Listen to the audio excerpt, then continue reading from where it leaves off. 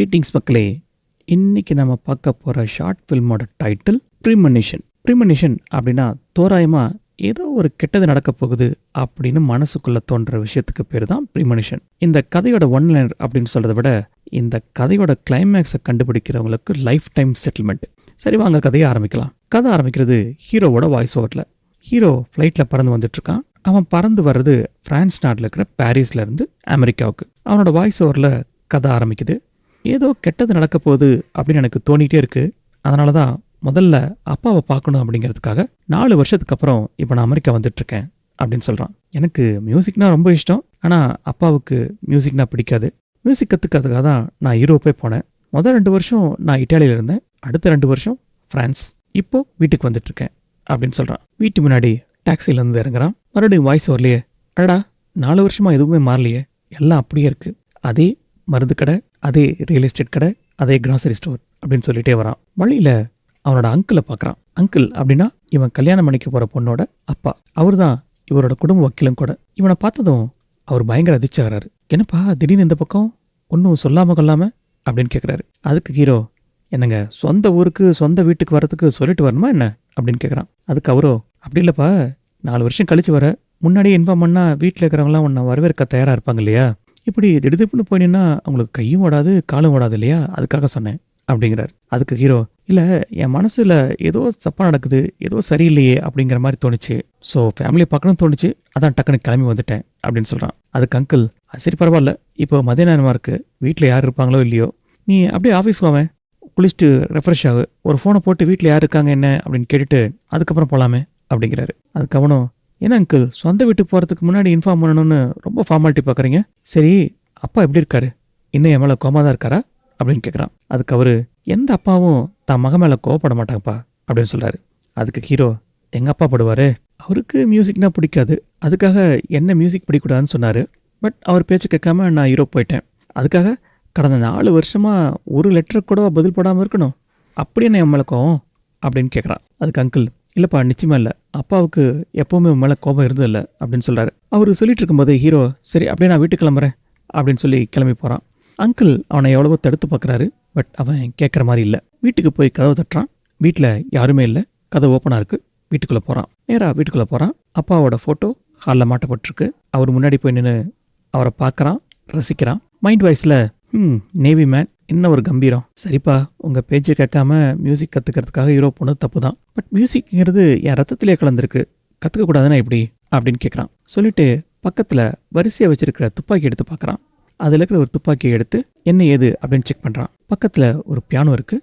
Piano வாசிக்க ஆரம்பிக்கிறான். அப்போது வீட்டுக்கு வெளியே ஒரு கார் நிறுத்துகிற சத்தம் கேட்குது. உள்ளே வந்தது அவனோட அண்ணி, அதாவது அவனோட முன்னாள் காதலி, பட் இப்போ அவங்க அண்ணனை கல்யாணம் பண்ணிட்டனால அண்ணி ஆயிட்டாங்க. அவன் கேர்ள் ஃப்ரெண்டை பார்த்ததுமே இவங்க கேர்ள் ஃப்ரெண்ட் இல்லை அண்ணி அப்படிங்கிறது அவனுக்கு புரிஞ்சிருது. அண்ணி அவனை பார்த்து, என்ன திடீர்னு சொல்லாமல் கொள்ளாமல் வந்திருக்க அப்படின்னு கேட்குறாங்க. அவங்க முகத்துலேயும் எப்படி அங்கிள் முகத்தில் ஒரு கலவரம் இருந்ததோ அதே போல் இவங்க முகத்துலேயும் ஒரு கலவரம். அவங்களுக்கு சொன்ன அதே பதில் தான் ஹீரோ இவங்களுக்கும் சொல்கிறான். என் சொந்த வீடு சொந்த ஊர், அப்பாவை பார்க்கணும்னு தோணிச்சு வந்தேன், ஏன் ஏதாவது ப்ராப்ளமா அப்படின்னு கேட்குறான்.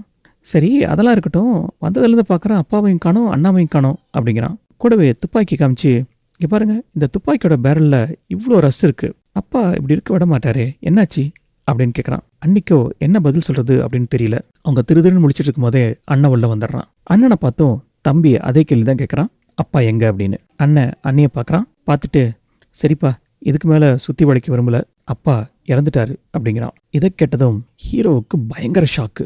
என்னது அப்பா இறந்துட்டாரா, எப்படி இறந்தாரு அப்படின்னு கேட்குறான். அதுக்கு அண்ணனும், அது அப்பா ஒரு நாள் டென்னிஸ் கோர்ட்டில் டென்னிஸ் விளையாடிட்டு இருந்தார், அப்படியே ஹார்ட் அட்டாக் வந்து அங்கேயே விழுந்து இறந்துட்டாரு அப்படிங்கிறான். ஹீரோவுக்கு ஒரே சந்தேகம், அப்பாவுக்கு தான் ஹார்ட் ப்ராப்ளமே இல்லையே, எப்படி ஹார்ட் அட்டாக் வந்திருக்கும், சரி என்னைக்கு செத்தாரு அப்படின்னு கேட்குறான். அதுக்கு அண்ணன் அக்டோபர் 10ஆம் தேதி அப்படின்னு சொல்கிறான். எந்த வருஷம் அப்படின்னு ஹீரோ கேட்க, 4 வருஷம் ஆச்சு அப்படின்னு பதில் சொல்கிறான். அப்படின்னா நான் வீட்டு விட்டு கிளம்பி போன அதே வருஷத்துலேயே அப்பா இறந்துட்டாரா அப்படின்னு கேட்குறான். அதுக்கு அண்ணன் ஆமாம் அப்படின்னு பதில் சொல்கிறான். ஆனால் அப்பா இறந்து போனதை பற்றி எனக்கு நீங்கள் சொல்லவே இல்லையே, அட்லீஸ்ட் ஒரு தந்தியாவது அடிச்சிருக்கலாம்ல அப்படின்னு கோமா கேட்குறான். அதுக்கு அண்ணனும், இல்லை நீ வீட்டு விட்டு வெளியே போன, அப்பா அப்செட் ஆயிட்டாரு, அந்த அப்செட்டில் தான் அப்பா இறந்துட்டாரு, ஒருவேளை அதனால் நீ கில்ட்டியாக ஃபீல் பண்ணுவியோ அப்படிங்கிறனால தான் சொல்லலை அப்படிங்கிறான். இப்போ ஹீரோவுக்கு திடீர்னு ஒரு விஷயம் ஸ்ட்ரைக் ஆகுது. அப்பா செத்து போய் 4 வருஷம் ஆச்சு அப்படிங்கிற, ஆனால் 5 வருஷத்துக்கு முன்னாடி தான் அப்பா ஒரு பெரிய தொகைக்கு இன்சூரன்ஸ் எடுத்திருந்தார்ல அப்படிங்கிறான். இதை கேட்டதும் அண்ணன், இல்லை இல்லை நீ நினைக்கிற தப்பு, அப்படிலாம் நினைக்காத அப்படிங்கிறாரு. அதுக்கு ஹீரோ, நான் அப்படி நினைக்கக்கூடாதுன்னு தான் நினைக்கிறேன், ஆனால் நீ சொல்கிற விஷயத்தெல்லாம் வச்சு பார்க்கும்போது அப்படி நினைக்காம இருக்க முடியல அப்படிங்கிறான். கூடவே அண்ணன் இன்னொரு அதிர்ச்சியான விஷயத்தையும் சொல்கிறான். நீ வீட்டை விட்டு வெளியே போனதும் அப்பா சொத்து எல்லாத்தையும் என் பேர் எழுதி வச்சிட்டாரு அப்படிங்கிறான். இதை கேட்டதும் ஹீரோ, ஓ சூப்பர், எனக்கு எல்லாம் புரிஞ்சிருச்சு. நான் வீட்டை விட்டு போனதும் என் கேர்ள் ஃப்ரெண்டை நீ கல்யாணம் பண்ணிக்கிட்ட, அப்பாவோட சொத்து மொத்தத்தையும் நீ எடுத்துக்கிட்ட, எல்லாம் எனக்கு புரிஞ்சிருச்சு அப்படின்னு சொல்லிட்டு அப்பாவோட ரூம் மொட்டை மாடியில் இருக்கு, அதை நோக்கி போகிறான். இதை பார்த்ததும் அண்ணன் அன்னிக்கிட்ட, அவன் எக்காரணத்தை கொண்டும் அப்பாவோட ரூமுக்கு போகக்கூடாது, எப்படியாவது அவனை அந்த ரூம் விட்டு வெளியே கொண்டு வந்துடு அப்படிங்கிறான். அண்ணி அந்த ரூமுக்குள்ளே போகிறாங்க. போயிட்டு அவனுக்கு என்னென்னமோ சமாதானம் சொல்லி பார்க்குறாங்க. பட் ஹீரோ கேட்குற மாதிரியே இல்லை.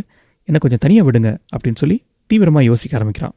அப்போது அந்த ரூமில் அப்பாவோட பொருள் ஒவ்வொன்றா எடுத்து பார்க்குறான். அப்போ தான் அக்டோபர் 11ஆம் தேதி அவர் வேட்டைக்கு போகிறதுக்காக அப்ளிகேஷனில் போட்ட கையெழுத்தை பார்க்குறான். பார்த்ததும் அவனுக்கு அதிர்ச்சி.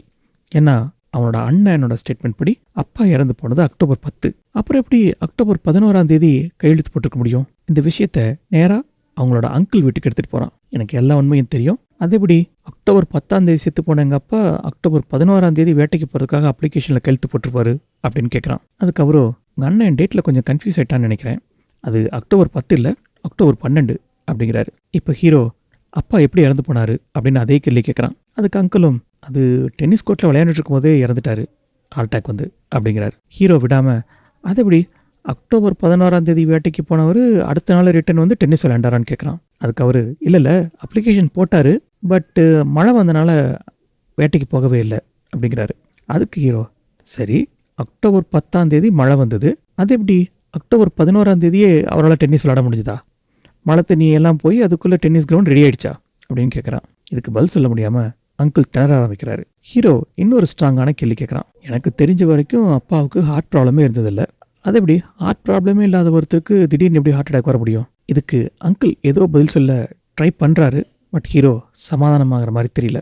இப்போ ஹீரோ, அப்பா நிச்சயம் நேச்சுரலாக சாகலை, நீங்கள் யாரோ கொண்டிருக்கீங்க, அதை யாருங்கிறத நானே கண்டுபிடிக்கிறேன் அப்படின்னு சொல்லிட்டு கோவமாக கிளம்பி போகிறான். இப்போ ஹீரோ நேராக போனது அவங்க அப்பா புதைக்கப்பட்ட சுடுகாட்டுக்கு.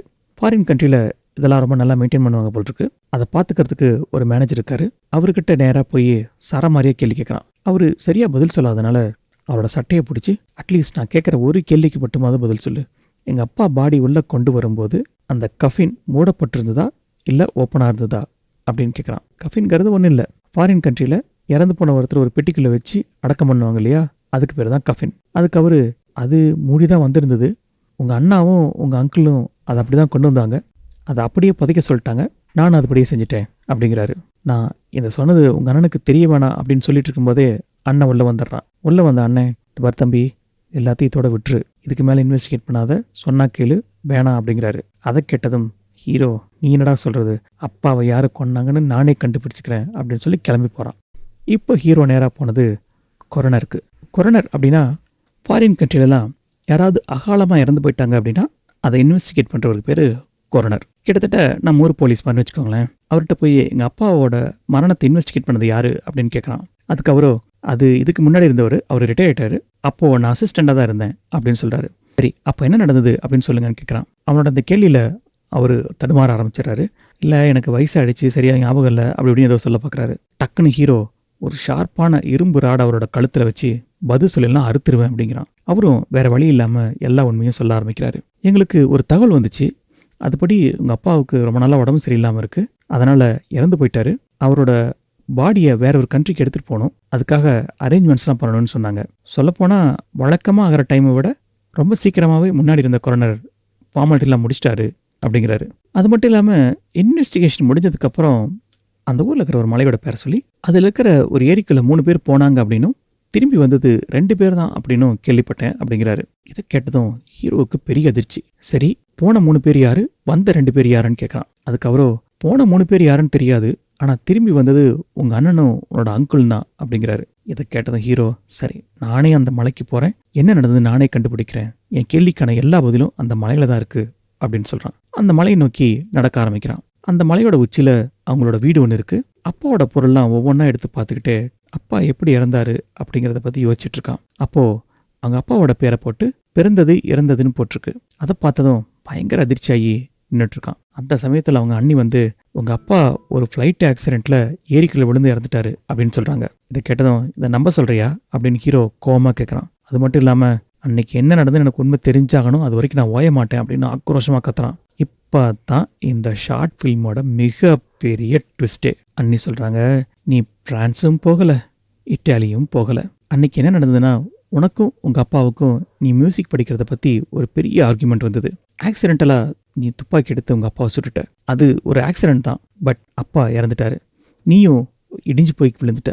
மென்டலாக ரொம்ப டிஸ்டர்ப் ஆகிட்ட.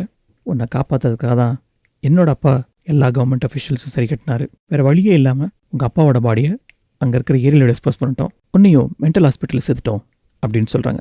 இப்படி சொன்னதை கேட்டதும் ஹீரோவுக்கு தலையே சுத்த ஆரம்பிச்சிருது. சரி, நான் எப்போ டிஸ்சார்ஜ் ஆகி வந்தேன் அப்படின்னு கேட்குறான் ஹீரோ. அதுக்கு அண்ணி, நீ இன்னும் டிஸ்சார்ஜே ஆகலை, ஹாஸ்பிட்டல்லேருந்து எஸ்கேப் ஆகி வந்துட்ட அப்படின்னு சொல்கிறாங்க. இந்த உண்மையெல்லாம் கேட்டதும் மறுபடியும் ஹீரோவுக்கு தலையெல்லாம் சுற்றுது. அப்படியே மயக்கம் போட ஆரம்பிச்சிடறான். இதோட இந்த ஷார்ட் ஃபிலிம் கொரியன் கார்டு போட்டுறாங்க. இந்த ஷார்ட் ஃபிலிம் உங்களுக்கு பிடிச்சிருந்தா மறக்காமல் லைக் பண்ணுங்கள். இதே போல் ஷார்ட் ஃபிலிமை கண்டினியூ பண்ணலாம் அப்படின்னா கீழே இருக்கிற கமெண்ட் பாக்ஸில் தெரிவிங்க. மறக்காமல் சப்ஸ்கிரைப் பண்ணுங்கள். அதுதான் எங்களுக்கு ஒரு பெரிய என்கரேஜ்மெண்ட்டாக இருக்கும். தொடர்ந்து வீடியோக்கள் அப்லோட் பண்ண மோட்டிவேட் பண்ணும். மறுபடியும் ஒரு நல்ல படத்தில் சந்திப்போம். பாய்.